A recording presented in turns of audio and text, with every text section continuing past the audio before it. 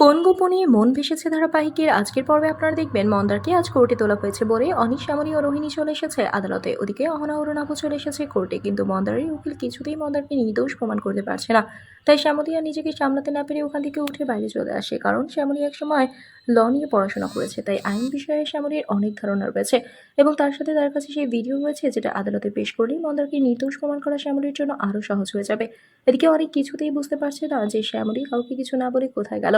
এদিকে বিরোধী দলের উকিল মন্দারের উকিলকে হারিয়ে দিয়ে কেসটা শেষের দিকে নিয়ে এসেছে, আর এখন শুধু রায় ঘোষণা করার পালা, কারণ মন্দারকে আদালতে দোষী সাব্যস্ত করেছে। এদিকে শ্যামলী নিজেকে পাল্টে ফেলেছে আর নিজের গায়ে উকিলের পোশাক পরেছে। এদিকে আদালতে মন্দারকে দোষী সাব্যস্ত করে মন্দারকে যাবজ্জীবন কারাদণ্ডে দণ্ডিত করেছে, আর ওদিকে উকিলের বেশে কোর্টে প্রমাণ সহ হাজির হলো সবাই।